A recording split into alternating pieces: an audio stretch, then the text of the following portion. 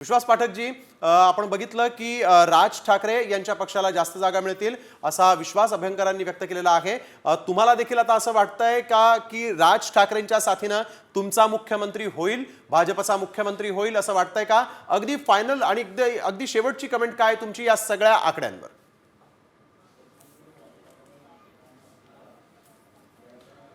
नाही, राजसाहेबांनी ज्या प्रकारे भारतीय जनता पक्ष किंवा महायुतीचं स्वागत केलं आहे तसं महायुती देखील त्यांचं स्वागतच करेल।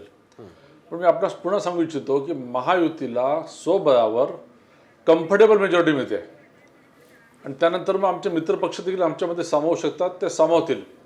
ज्या प्रकारे आम्ही केंद्रामध्ये आम्हाला जेव्हा 303 जागा मिळाल्या तरी आम्ही मित्रपक्षांना सामावून घेतलं होतं, त्यांना सत्तेत स्थान दिलं होतं, त्याचीच पुनरावृत्ती महाराष्ट्रामध्ये देखील होईल।